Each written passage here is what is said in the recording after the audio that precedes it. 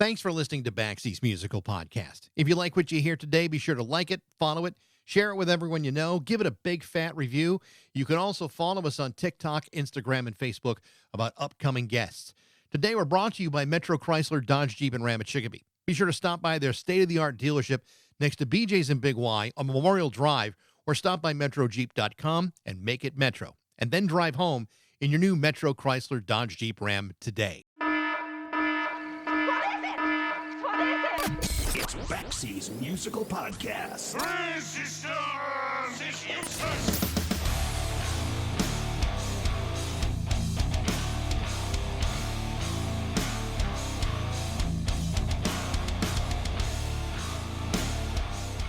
As you know, there is absolutely no way to predict when or if a band is going to become wildly successful. If there were a way, everybody would be doing it. It certainly would save people a lot of time and a lot of headaches. Unfortunately, nobody has ever been able to figure out the right formula to make that happen every single time.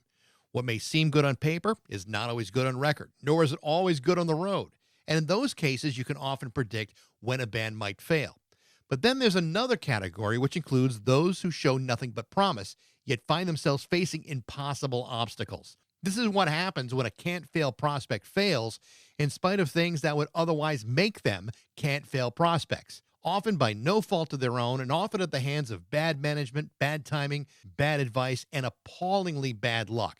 Of course, those kinds of situations often make for the best stories, even though no musician in their right minds wants to become a part of those kinds of stories. But sometimes that's how life works, especially in the music industry, which is often run by incredibly questionable people doing questionable things at questionable times. In July of 2024, I interviewed Jeff Gerard, one of the original members of Tom Petty and the Heartbreakers and of the Motels. The Jeff Gerard story was interesting on a lot of different levels because his music career didn't just start with Tom Petty or with the Motels. His career started with a short-lived band known as the Hollywood Stars. The Hollywood Stars were a band formed in 1973 in Los Angeles by legendary producer, songwriter, and impresario Kim Fowley. Now, if you know anything about Kim Fowley and his notorious reputation, then you might consider him to be among one of those questionable characters. For example, it was Kim Fowley who put together and managed The Runaways, featuring Joan Jett, Sherry Curry, and Lita Ford. And if you know anything about their story, you can understand what I'm talking about. But in the case of the Hollywood Stars, Fowley's intention was to create a West Coast response to the New York Dolls. Now, this is the point where things get a little complicated. So just like I did during the Jeff Gerard interview, I'll try to give you the short version of what happened. This was a band that had been involved in a bidding war between some of the biggest record companies in the world. Again, it's 1973, and the winning bidder for the Hollywood Stars would be Columbia Records. The following February, they went into the studio for what they hoped would become their first album. The record was to have been produced by Bob Ezrin, who would later go on to success with both Alice Cooper, Kiss, and many others, and I'll have more on that in a second. Somewhere in the middle of recording this record, Ezrin backed out of the job for what should have been the Hollywood Stars' debut album, but those sessions were canceled. In the meantime, Kim Fowley allowed Ezrin to take one of the band's best songs for his next project, the platinum-selling 1975 album Welcome to My Nightmare by Alice Cooper, with the song Escape. Fowley also allowed Ezrin to poach another Hollywood Stars song entitled King of the Nighttime World. That song was used for another multi-platinum selling Bob Ezrin-produced album, 1975's Destroyer by Kiss. These are both great songs, and the original versions by the Hollywood Stars might have made them household names. Unfortunately, it did not. But rather than give up, they tried to record another album in 1976, this time with producer Bill Szymczyk, who would later go on to produce Hotel California by the Eagles. Szymczyk was hired to take another shot at producing what should have been their second attempt at a debut record. 34 days later, Szymczyk backed out of that project due to a series of changes and turnover at Columbia Records, the result of which made it impossible for him to continue, and the band was then dropped from their contract. The Hollywood Stars would wind up breaking up shortly after this debacle, while those two records sat on the shelves and collected dust for years. And yes, that was the short version of the Hollywood Stars story. It would be another 37 years before any of that music would see the light of day and be released. In 2013, the album Shine Like a Radio, the lost 1974 album, was finally given a proper release. And their lost album from 1976, Sound City, was finally released in 2019. Both were released to enthusiastic critical praise, causing many to wonder what might have happened had things gone the other way. In 2023, the band reformed and released their first set of new material in 47 years with the 4-song EP called Still Around. The following year, they released a full-length record of completely new material called Starstruck, and the record was absolutely great. On July 17th of this year, the Hollywood Stars released their next album entitled Hey LA. It's another amazing set of new material, plus a newly recorded version of King of the Nighttime World, the track that would wind up in the hands of Kiss in 1975. And just like the last time around, the record is awesome. The Hollywood Stars are coming to the Square Root in Boston on July 30th for what will become their first East Coast appearance ever. To talk about this was the first guy hired for the Hollywood Stars, lead singer Scott Phares, on Baxie's musical podcast.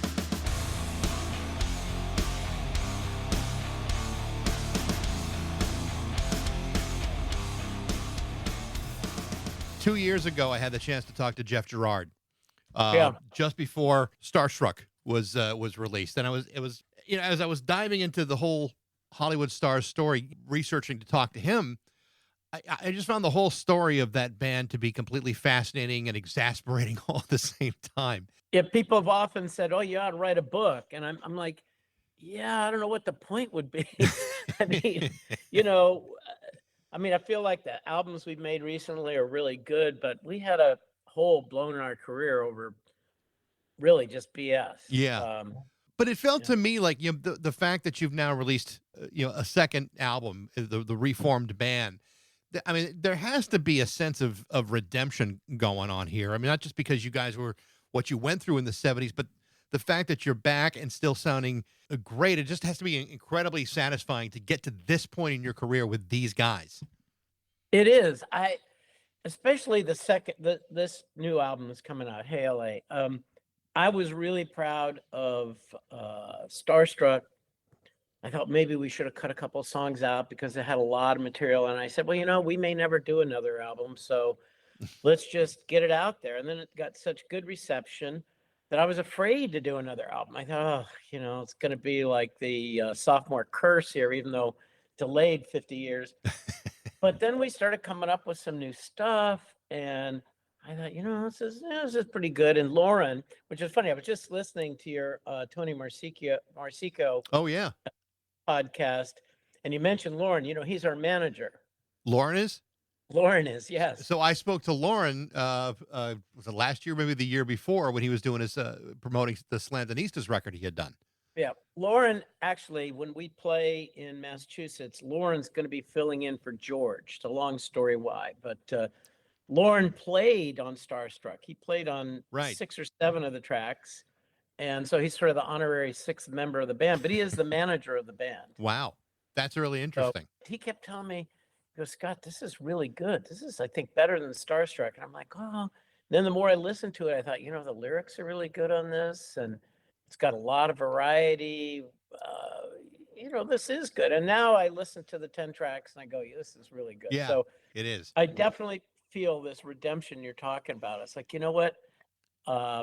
People are going to love this album, and they loved Starstruck. And it's like, took long enough. We're not young anymore. We're not out there. We're not going to go on tour, opening for, whomever. But, it is nice in that regard, for sure. To get the kind of response that these two records have had since you guys reformed, like we talk about the redemption, obviously, but I mean, you hear just hearing in the music, you hear this resurgence and this newfound energy. Like, this is the way it should have been all along. The fact that there's been this monumental gap in between, I think, is amazing. And I got the same sense from Jeff 2 years ago. Now that you've gotten this new record and it is as good as it is, I mean, how do you feel about things now? Do you say, well, maybe a third record's down the road, or a fourth one? It's possible. I don't know how long we can keep going, just physically, but with the same energy. But I listen to those tracks, and I listen to Terry's drumming, and it sounds like almost a better version than of the 1974 recording.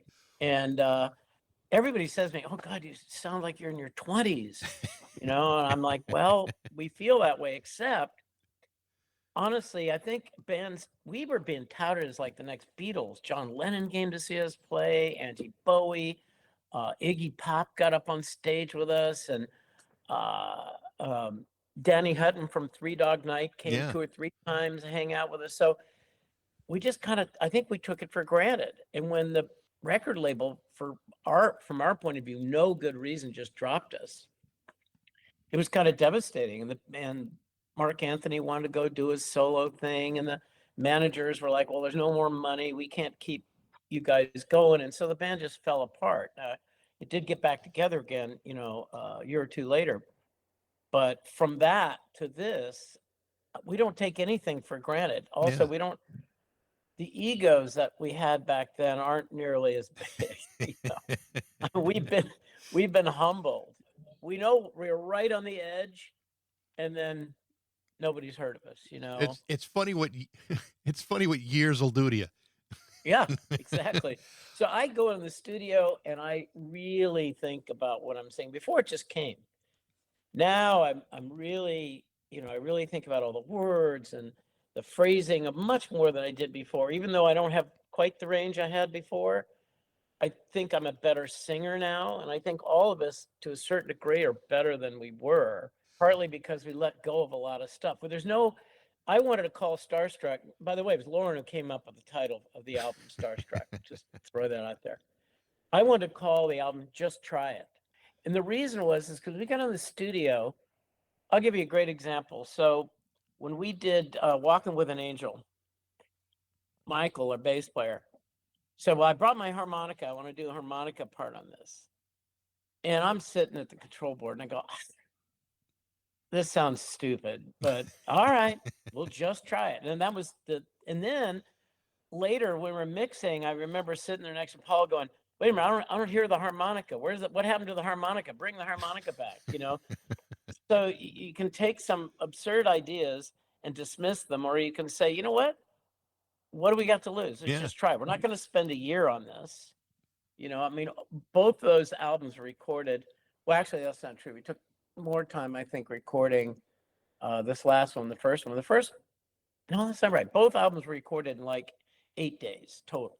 And now that didn't count remixing, but from laying down the basic tracks and doing the preliminary mixing, all was done in less than 8 days. Yeah, I do want to talk more about the new album, and we'll get into that in a little bit. But this whole story about the band is amazing to me. And my understanding is initially it was created by or put together by Kim Fowley as like as a West Coast answer to the New York Dolls. And my understanding was that you were the first person hired for the band. Tell me about that. How did it happen? Because I mean, if I'm not mistaken, you were living in Boston at the time, or right before all this happened, if I'm not mistaken. Yes. So I dropped out of college my senior year in 1972, just on a whim, and went to Boston with a band.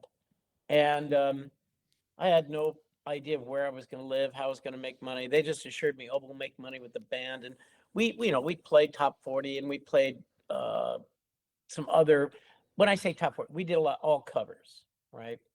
And we did make money. I mean, enough to where after a month or so, we had our own apartment. Now, 4 of us were living in a 1-bedroom apartment, including, by the way, the bass player in that band was Prescott Niles. I heard about that. He's been on the podcast too for as fact, yeah. Yeah.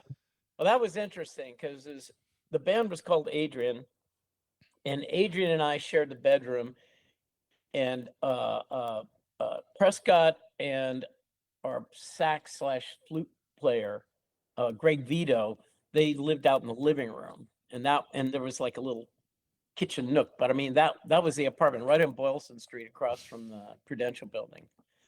But that only lasted a couple of months, and the band, kind of fell apart, and I got another band or whatever. But so after I was there for about 13 months, this would have been October of 73, I decided to come back to LA, and I did. I drove cross country and took a bus and a combination of things.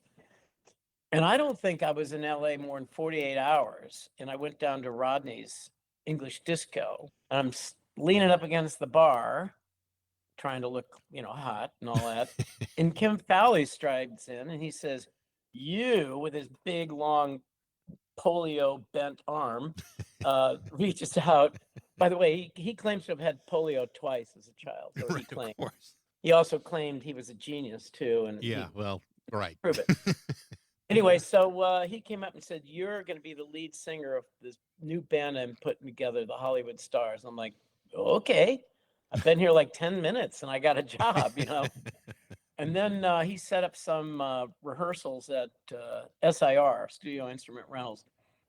And unbeknownst to me, he'd already by then picked Ruben and Terry to be in the band.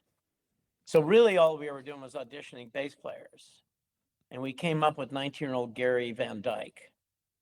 And Gary was and still is a trip. Actually, he went on to more fame than we did. He joined a band called Virgin and toured all over the world, covers of teen magazines everywhere. Anyway, and then at rehearsal, we'd only rehearsed once or twice as a band. Kim said, "Listen, I want to bring this other guy, Mark Anthony. He can play guitar. He's a good singer and a great songwriter." So we're like, "Okay, it's your dime, sure." And that's how the band ultimately got put together. Now we did, shortly before we signed with Columbia Records, we did replace Gary Van Dyke with Kevin Barnhill, a guy that was our roadie when we were in Colorado. I just thought, this is a good-looking guy. Mark hates Gary, and he can't sing. So what difference does it make? And so I gave Kim this guy's number. Next thing you know, he flies him out to LA, auditions, and that was the real version one of the band that recorded on the album. So, Kim Fowley is maybe one of the more compelling characters that's ever been in the music business, and not always in a great way. I mean, in some circles, he's very respected. Other circles, he's completely repulsive. But you would like to think there's some sort of middle ground with this guy. That has not always been the case. What can you tell me about Kim Fowley and what he was really all about? Well, Kim was not particularly a nice guy, but he had a great sense of humor.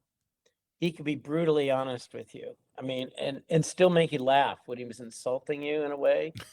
And for us, so Terry, I think, was the oldest guy in the band, and he was 25. So we range in age from like 20 to 25, because I think Ruben was 20. And I was 22, Mark was 22, and I think Kevin was 21 or 22, something like that. So we were all really young guys. Terry was the only guy who really had any recording experience. He'd been in the Palace Guard and some other somewhat noteworthy bands. So we just listened to everything Kim told us to. He said, rehearse, rehearse, rehearse. He used to say, no guitar solo should be longer than it takes you to take a hit off a joint. He said, no blues. So he had these rules for us, and he brought in material from, I did not know, for example, he was friends with Danny Hutton. He was friends with Mars Bonfire. And he brought this stuff in from these guys, And so he knew everybody. In fact, I didn't know 2 years later, when we played the Whiskey in December of 73, and John Lennon was there, I didn't realize that Kim could possibly know a Beatle, but he did. Kim is the guy who introduces the Plastic Ono Band in Toronto, which I didn't know for years. Yeah. So Kim was completely instrumental. He found Sepp and Denny. He actually was going to have Michael Lloyd be our producer, which is what the band wanted. I don't know if you noted that Michael Lloyd produced this new version of King of the Nighttime World on the new album. Yeah, I did see that. Yeah. Yeah. He invited us. He said, well, we got to make a record together. Why don't you come over to my studio and we'll do something? So that's how that happened. But Kim knew all these people. And so he knew all the street people too. So he could pack the place with people and celebrities, which just brought more celebrities, which brought more kids. So he didn't always have the greatest ideas, that's for sure. And he wasn't the nicest person. In fact, years later, when I was in Hero, he was rehearsing probably the Runaways. Yeah, for sure it was, in the same rehearsal studio that Hero's rehearsing. And I came out of the rehearsal room on a break and I saw Kim. And he just walked right by me, didn't say a word. I'm like, Kim, what's going on? He goes, you're not my friend. And I go, what are you talking about? You've been to my house. You spent Christmas with me. What do you mean I'm not your friend? He goes, listen, if you don't get me high, you don't make me laugh, or you don't make me money, you're not my friend. And if you're not my friend, you're my enemy. Jesus. And I'm like, Kim, you're wearing underwear I gave you a year ago at Christmas. How could I possibly be your enemy? And that was the second to last time I ever talked to him. Wow. I had talked to him in like 2002 or 3 on the phone for like an hour or two from Connecticut. And we had a bunch of, when the Shine Like a Radio album was put out, he was flipping out. He thought that Sony was going to sue us. And it's like, Kim, they don't even know that they have any of this stuff. That was 40 something years ago. Don't worry about it, or 30, whatever it was at the time. And then sadly, of course, he died. But I've heard the bad sides. He definitely liked young girls, but I can't say I ever saw him force himself on anybody, but I can't say he didn't either. You know what I mean? And I can't say he didn't use his position in music in that way. And I know other than Joan Jett, there's a lot of negativity about Kim and the Runaways. But I will say this, when the band broke up, the first version of the band, Kim said, I'm going to start an all girl band. They won't have the egos you guys have, and I can control them more than I could ever control you guys. So that was his parting comment about me and us and the Runaways. So, so what's interesting though is, as he gets this band together, you guys start playing and the band winds up being really, really good. At some point, I don't know how much he had to do with all this, but at some point there's a bidding war for the Hollywood stars. He had everything to do with it. Okay. He set the whole thing up. We were at Studio Instrument Rentals. It was a showcase. It was the first time we ever played in front of people. And he packed the room with record company executives, A&R guys, and kids, street kids, none of whom had ever seen us. I mean, Kim took a huge gamble. I mean, I guess it wasn't a huge gamble, but he had put us together. He was our manager, our producer, everything at the moment. And I think we'd even done we hadn't done a demo yet. So we didn't even have a demo. That was our showcase. And all of a sudden, every record label in town wanted to sign us. And you got to understand, kids like us, the idea of even getting any interest from a record label was almost the pinnacle. Right. Yeah. And all of a sudden, which partly jaded us, I think. I think we thought, oh, well, we can do whatever we want. So obviously you guys wound up signing with, I think it was Columbia, if I'm not mistaken. Yep. But as this whole thing is going on, I mean, you guys, like you say, you haven't been together for that long. You haven't played in front of anybody. All of this is happening, whether in spite of, Kim's personality or whatever it is. I mean, to get swept up in that moment had to be, amazing. I mean, pretty. What were you guys thinking when this is all happening to you guys? Well, I, for one, just didn't know quite what to make of it. For example, to walk in the Whiskey A Go-Go, a place I'd only, been to as a patron a few times, and see a line of kids around the corner and the place packed, and all they want to do is see our band. That was pretty mind-blowing. Celebrities started showing up.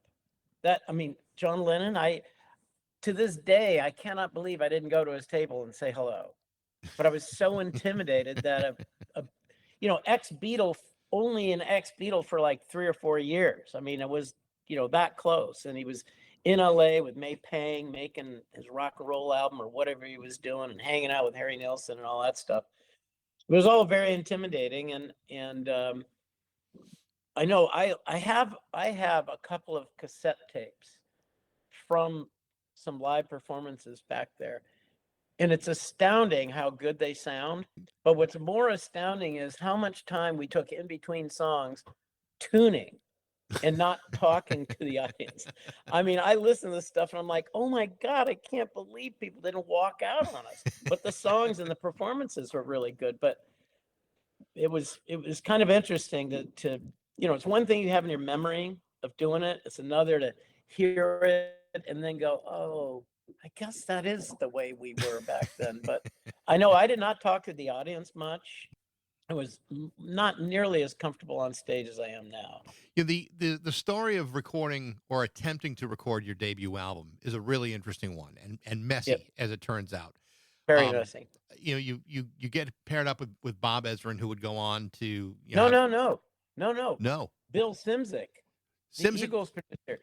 Ezrin, we did a demo at A&M with Bob Ezrin. Okay. We did a demo of, I think, Escape and maybe King of the Nighttime World, but nobody in the band remembers us doing that. We definitely remember doing Escape, and I do too.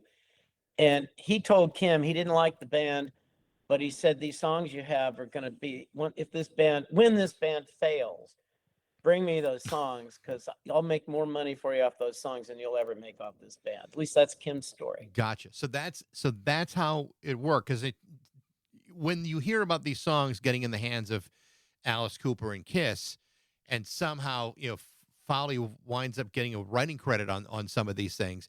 I mean, he wrote the lyrics. So he did legitimately have a credit on this. Oh, hell yeah. The versions of Escape and King of the Nighttime World that Kiss, that Alice Cooper and Kiss did are marginally different than the versions we had that were written by Mark Anthony and Kim Fowley. Not to disparage any contribution from those guys, because both of them have done a lot for the Hollywood Stars after the fact. Once we broke up, it gave us some real credibility. Okay. For the songs, but no, Kim couldn't play a note, but Kim was a really clever lyricist. He wrote the lyrics on Modern Romance, Shortage of Love. He wrote the lyrics for Shine Like a Radio. He wrote the lyrics for several collaborations of him and Mark. No, Kim,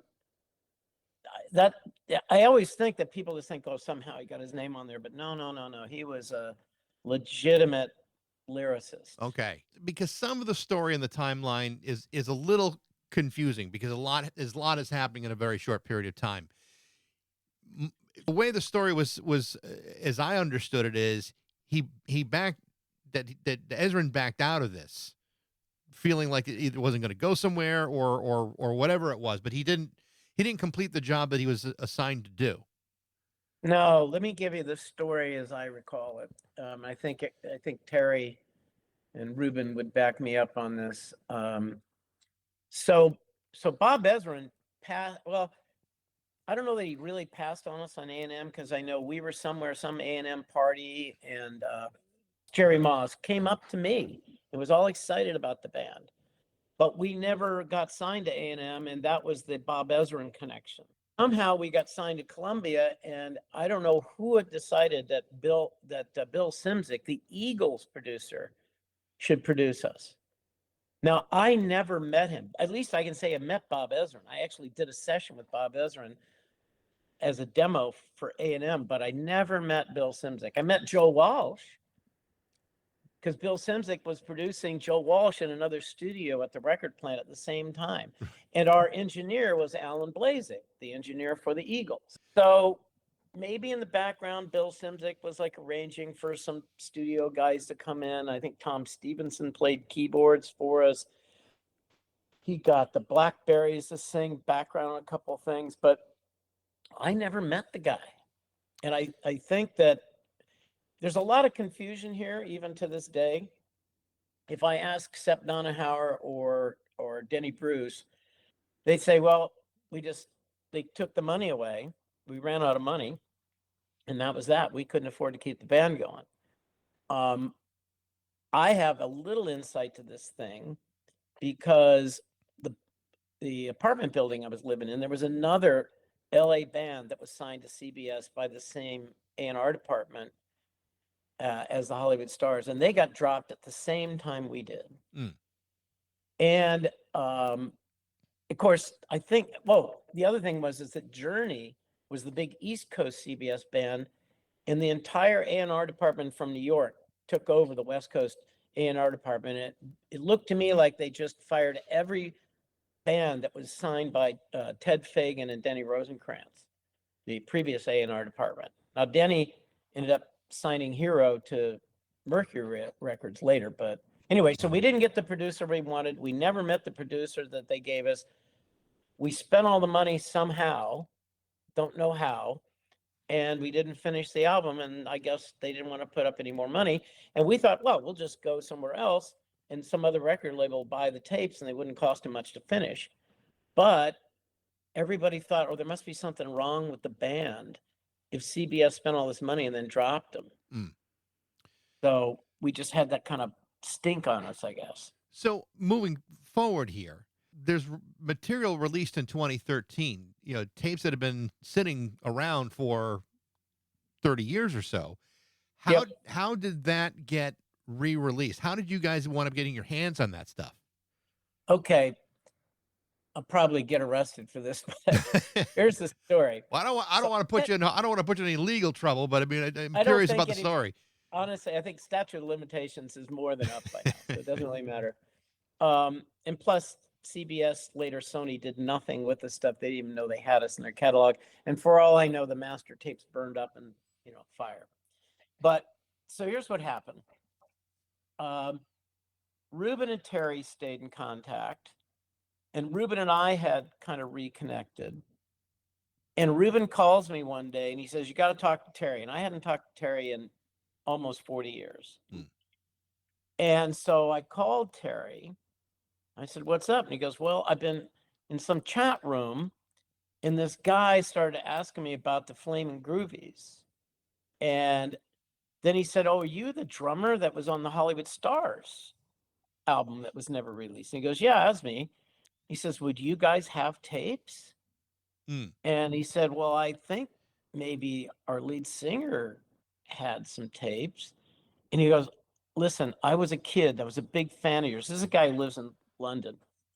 And he said, and what I do is I dig up, lost singles and lost albums, and I, remaster them and mix them and package them and put them out. Would you guys be interested? And he goes, why not? So I talked to Terry and I said, I do have a 1/4-inch rough mix. And I had digitized it at home myself, but not with any sophisticated equipment or anything. And I thought, I'm really nervous about letting this tape go because it's the one and only artifact we have. But I talked to this guy, Robin Wills, on the phone a few times, and I said, okay, I'm going to ship you this tape. Don't screw me over. He did an amazing job, and he had some record label, I think Last Summer Records or something like that. I think they were a Swiss company. And he did such a great job. He made a gatefold. He used the press photo we had as the cover. He used Kim Fowley's article, and I can't remember what magazine. Oh, who put the Bump magazine? Okay. He put Kim Fowley's 1975 article on there. It was called R.I.P. the Hollywood Stars or something like that. He put that in there. We had some pictures. And he just put this fantastic package together, digitized it. And in fact, the manager that I had for this is a really weird detail story, and it may be meaningless, but to show you how this all got put together, I had the tape, this rough mix on 1/4-inch, but the first couple of bars of Escape, which was the first track on the tape, was erased by accident from the manager of Hero, Con Merton. He said, well, play it for me. And he hit record instead of play. And I'm like, ah! So they found on the internet somewhere, someone had digitized, and I don't know where they got it, maybe from an acetate, because there was this, our managers put together a small pile of red acetates to give away as promotional things for the band that none of us in the band ever got. Anyway, somehow off the internet, they found a recording and used that as the recording for Escape. What I have on the tape had the first couple of bars erased. So it was a little bit of a Frankenstein thing. And we put this thing, I put it out on I used TuneCore, put it out on Spotify and all the things, and people started, listening to it. We had kind of a, low level amount, and King of the Nighttime World had sort of its own following. And then just before, I don't know if you've ever seen the show, What We Do in the Shadows. Yeah, yeah. Okay. So season 3, episode 1, at the very end, has King of the Nighttime World in it, our version. Kim's widow, Kara, reached out to me and said, hey, listen, there's this low budget TV show that's on, one of the streaming platforms, whatever. And they want to use King of the Nighttime World, blah, blah, blah. And we'll give you this money. And I'm like, holy shit, that's a lot of money. So I talked to Ruben and Terry, and we both said, yeah, why not? So that is now whatever. And then it got on every playlist. And also, so my son had occasion to be working with the Foo Fighters on something. Oh, wow. And he said and they're these two guys are from LA and were around back in the day. And my son said, hey, my dad was the lead singer in the Hollywood Stars. They go, oh yeah, King of the Nighttime World. They're like, we're big fans. So, anyway. It's so interesting to me how this whole thing, works out, because, you did a new version of King of the Nighttime World on the new record. And I think it's fantastic.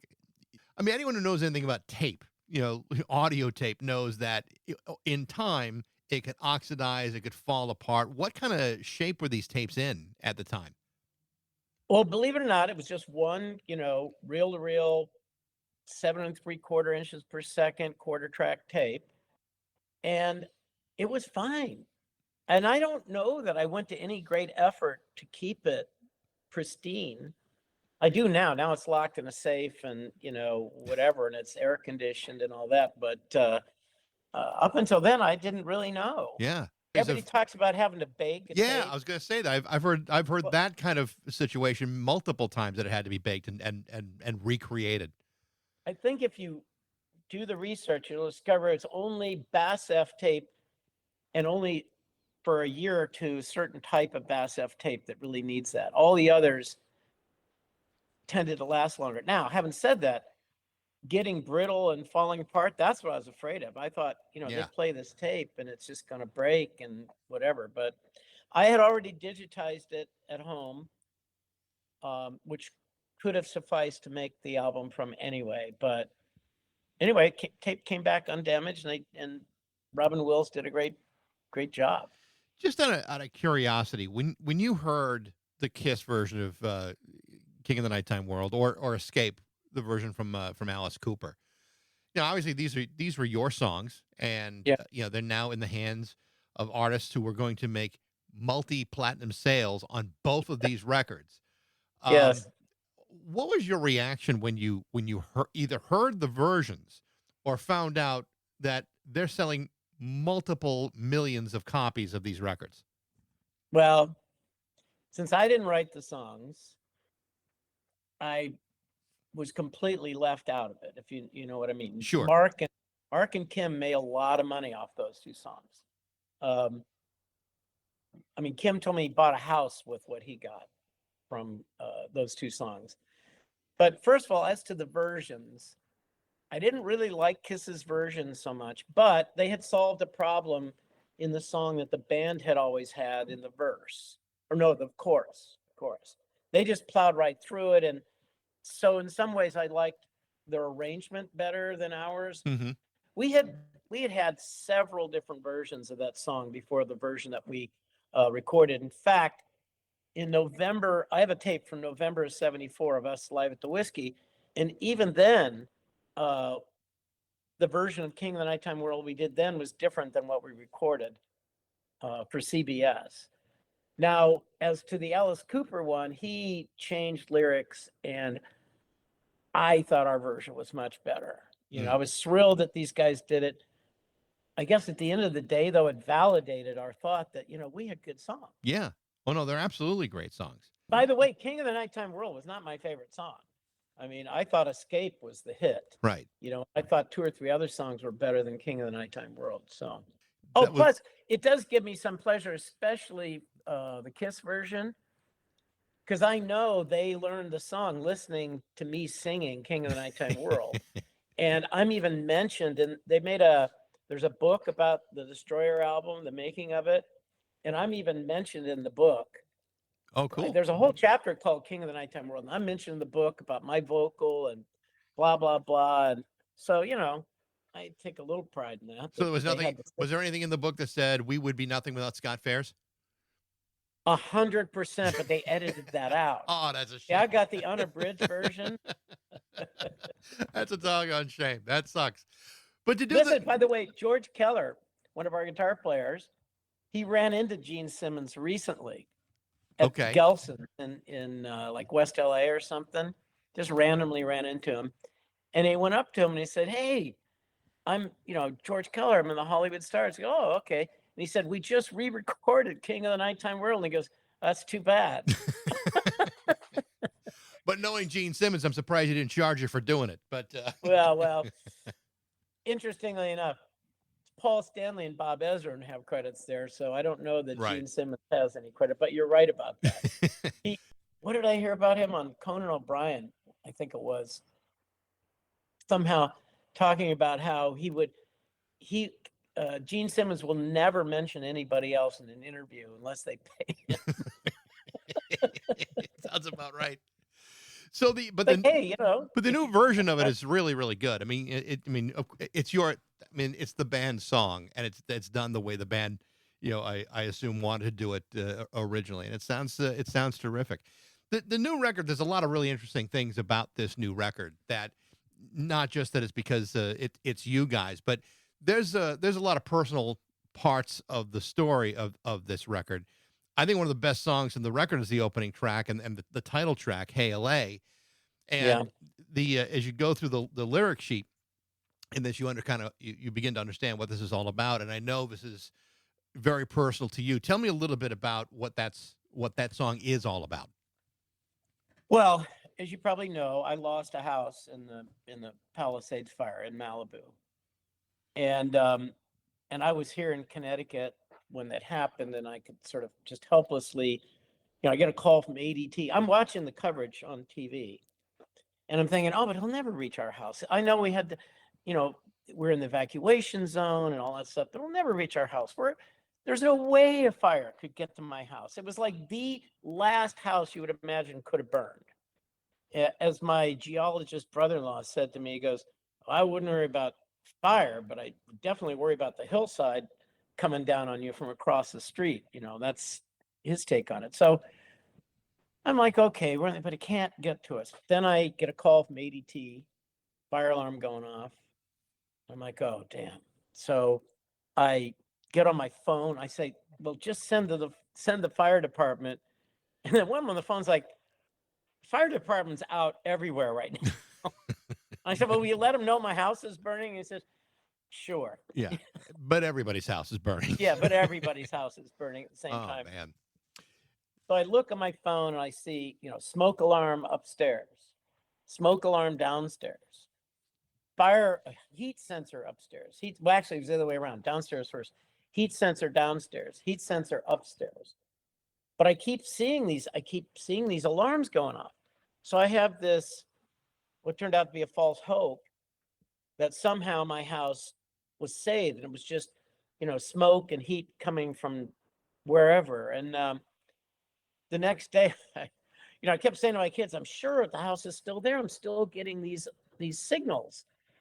Well, when I went back and looked through the logs, somewhere along the line, very early on, it said lost contact with main controller. In other words, that's when the power and everything went out, and the rest was just left over on the ADT server, and it was just telling me, it's like, well, this is the last status we had. Yeah.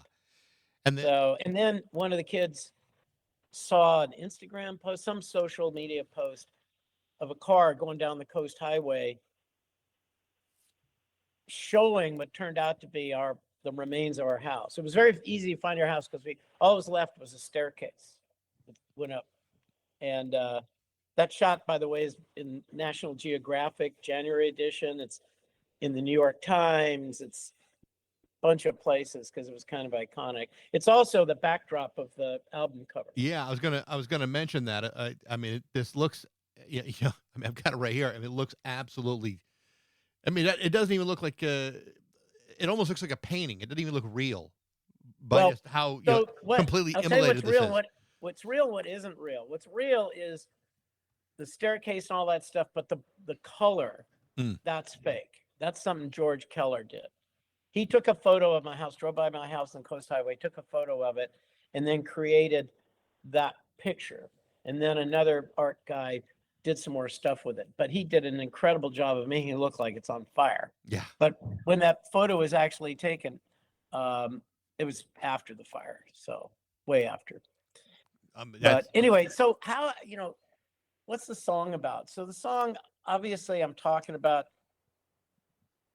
the fire and how it started, and then the winds, and then a few days later it poured rain and flooded the Coast Highway, and how the Santa Ana winds turned into like this hurricane force thing, and it was so dry, and they'd had so much growth, and then no rain, and it was just perfect setting for something like this. I mean, it was like 80 or 100-mile-an-hour winds.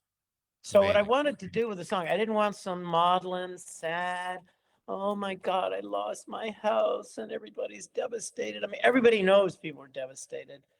So I wanted to do something else. It's like, look, we're still here. All these things are still here. Yeah. Those of us who personally suffered in the fire are terrible, but come on, LA. Let's get it together and celebrate what we do have. And so I wanted to be up tempo, high energy. I wanted the start of it to be sort of like, of course, given the experience, I probably shouldn't say this, but something like an opening to Ballroom Blitz, a nice, fast, upbeat thing. And I even extracted drum tracks from Sympathy of the Devil to try to see if that would work. So I just said, Terry, here's my ideas. And then he came up with that drum track, and I go, this is perfect. I like the idea of all of us shouting together instead of singing, hey, LA, oh, it's so sad it went away. I didn't want that. Right. So I mean, I just wanted to be energy charged. So, I mean, where do things stand for you in LA now? I mean, did you have the chance to rebuild, or what goes on now? Okay, so I'm going to LA tomorrow. I'll have a better view of what's going on, but we are trying to rebuild. It's a slow and painful process. We don't have permits yet. My wife was just out there in May, over Memorial Weekend, so a month ago.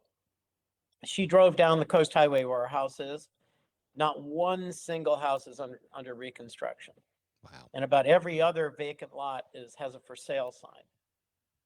So it's pretty sad, but I am in touch with some neighbors, all of whom are trying to rebuild. But it is, even though the governor signed this order that said, look, as long as they build reasonably what they had before, just let them do it.